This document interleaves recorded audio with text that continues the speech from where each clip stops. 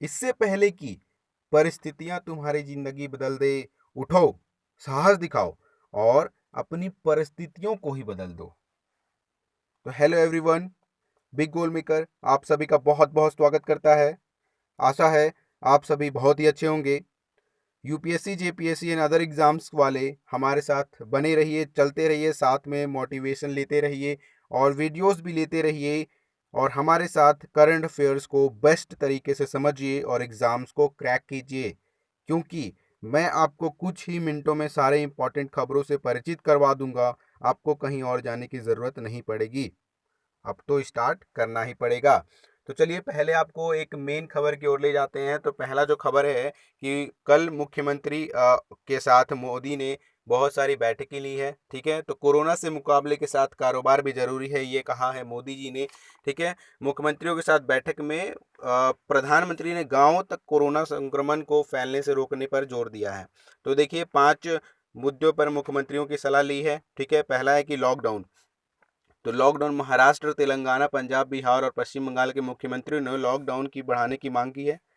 कई राज्यों ने कहा है कि लॉकडाउन बढ़ाएं, बिना आगे बढ़ना मुमकिन नहीं है। वहीं गुजरात ने इसे ना बढ़ाया जाए, इसके लिए सुझाव दिया है।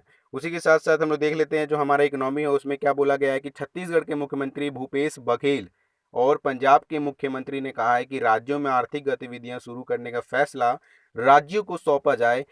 राज्य ही तय करे कि रेड, ग्रीन और ऑरेंज जोन कौन कौन से हो।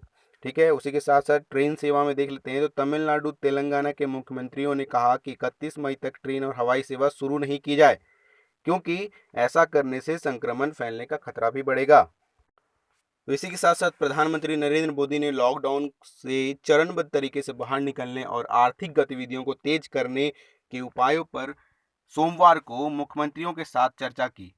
बैठक में प्रधानमंत्री ने कहा कि कोरोना के साथ साथ कारोबार को भी रफ्तार देना होगा। बैठक में लगभग 5 राज्यों ने ही लॉकडाउन को आगे बढ़ाने की मांग की। राज्यों के मुख्यमंत्रियों के साथ बैठक में प्रधानमंत्री ने कहा कि धीरे धीरे कई हिस्सों में आर्थिक गतिविधियां शुरू हो गई हैं। आने वाले दिनों में ये काम और तेजी से होगा। तो बताते चलें कि आज अंतर्राष्ट्रीय नर्स दिवस भी है। तो संक्रमण के जोखिम से जूझते हुए कई देशों में कोरोना पीड़ितों की देखभाल में बहुत सारी भारतीय नर्सें नर्सें भी जुड़ी हुई हैं। तो महामारी में दुनिया की मदद के लिए फरिश्ता बनी हुई हैं ये भारतीय नर्सें। तो चलिए इनके बारे में थोड़ा सा विशेष जानकारी लेते हैं। एक्सपेंडेड फॉर्म में पढ़ेंगे इस न्यूज़ को, क्योंकि न्यूज़ को एक्सपेंडेड फॉर्म में जानना ही बहुत ज़्यादा ज़रूरी है। इसी में बहुत सारे क्वेश्चन छुपे हुए होते हैं। तो चलिए देखते हैं कि कोरोना महामारी से जूझ रही दुनिया में लोगों को जान बचाने के लिए भारतीय नर्सें फरिश्ता बनी रही। यूरोप हो या अमेरिका, खाड़ी के देश हो या अफ्रीका, हर जगह खतरों से जूझते हुए दिन रात सेवा भाव से जुटी हुई है। संक्रमण फैला, कई साथियों की मौत हुई, इसके बावजूद हिम्मत नहीं हारी। विश्व स्वास्थ्य संगठन के मुताबिक यानी WHO के मुताबिक हजारों भारतीय नर्सें अमेरिका, ब्रिटेन और मध्य पूर्व में महामारी के मोर्चे पर जूझ रही हैं। 2 दिन पहले स्वास्थ्य संकट का सामना कर रहे दुबई की मदद करने के लिए 88 भारतीय नर्सों को वहां पर भेजा गया। Organisation of Economic Cooperation and Development के मुताबिक भारत के सबसे ज़्यादा नर्स और स्वास्थ्यकर्मी दुनिया में जाते हैं। करीब 56,000 पंजीकृत नर्स तो सिर्फ America, Britain, Canada and Australia में काम कर रहे हैं। तो देश में इसके लिए पड़ सकती है कमी। तो क्या है मामला, देखिए विश्व स्वास्थ्य संगठन ने चेताया है कि आने वाले दिनों में भारत में नर्सों की कमी पड़ सकती है, क्योंकि यहाँ से नर्सें बेहतर अवसर के लिए अन्य मुल्कों में नौकरी करने जा रही हैं। स्वास्थ्य मंत्रालय के मुताबिक भारत में 1,000 लोगों पर 1.7 नर्सें हैं। इंपॉर्टेंट है, देख लीजिए। जबकि WHO के अनुसार 1,000 लोगों पर 3 नर्स होनी चाहिए। आगे चलते हैं, हम लोग देखते हैं कि एक खबर और आई है जिसमें कहा जा रहा है कि ईरानी नेवी के जंगी जहाज पर उसकी अपनी ही मिसाइल गिरने से 19 नौसैनिकों की मौत हो गई है, जबकि 15 अन्य घायल हुए हैं। तो ये आश्चर्यजनक घटना है। तो देखिए इस मामले में क्या है, क्या रहस्य छिपा हुआ है। तो चलिए देखते हैं कि ईरान की मिसाइल जिसे कोणार्क पोत पर गिरी और इतना बड़ा नुकसान हुआ, उसे 2018 में ही अपग्रेड किया गया था और इसके बाद वह समुद्री मिसाइल को लॉन्च करने में सक्षम हो गया था। डच निर्मित 47 मीटर लंबा यह जहाज 1988 में सेवा में था और इसकी क्षमता 40 टन थी। इसमें 20 नाविकों का दल होता है। ठीक है, तो आइए देखते हैं कि क्या हो रहा है कि तो खाड़ी में अपनी उपस्थिति मजबूत कर रहा है ईरान। ठीक है, दुनिया का 20% समुद्र तेल होरमुज की खाड़ी से होकर आता है। क्वेश्चन आपसे पूछा जा सकता है कि ये होरमुज की खाड़ी कहाँ है या कहाँ से 20% तेल आता है। तो ईरान यहाँ प्रभुत्व बढ़ाने लगा है। अमेरिका से तनाव के बीच ईरान ओमान की खाड़ी में पकड़ बनाने के लिए नौसैनिक अभ्यास भी कर रहा है। तो जांच के आदेश दिए गए हैं। देखिए कहा गया है, क्या कहा गया है कि अभी यह स्पष्ट नहीं हो सका है कि दुर्घटना के समय कुल कितने चालक दल के सदस्य युद्धपोत पर सवार थे। हालांकि तुर्की की अनादोलू एजेंसी के अनुसार कोणार्क पर 40 से अधिक चालक दल के सदस्य उपस्थित थे। ईरान के मामले की जांच के आदेश दिए गए हैं। तो सेबी ने ब्रोकरों के लिए कारोबार शुल्क 50% कम किया है। 50% कम किया है, बहुत इंपॉर्टेंट न्यूज है। चलिए देखते हैं तो क्या है ये न्यूज, एक्सपेंडेड रूप में पढ़ेंगे। तो बाजार नियामक सेबी ने कोविड-19 से उत्पन्न चुनौतियों के बीच ब्रोकरों से लिए जाने वाले कारोबार शुल्क को आधा कर दिया है। सार्वजनिक निगमों, आईपीओ, राइट इशू, शेयर की वापस खरीद, बाईबैक के लिए सौंपे जाने वाले दस्तावेजों पर भी शुल्क की कटौती की है। सेबी ने अधिसूचना में कहा है कि ब्रोकरों के लिए कारोबार शुल्क में मौजूद शुल्क ढांचे में 50% की कटौती की गई है। यह कटौती जून 2020 से लेकर मार्च 2021 तक लागू रहेगी। शुल्क में की गई इस कटौती का लाभ स्वतः ही निवेशकों को भी दिया गया है। ड्रोन से सर्वे भी किया गया है।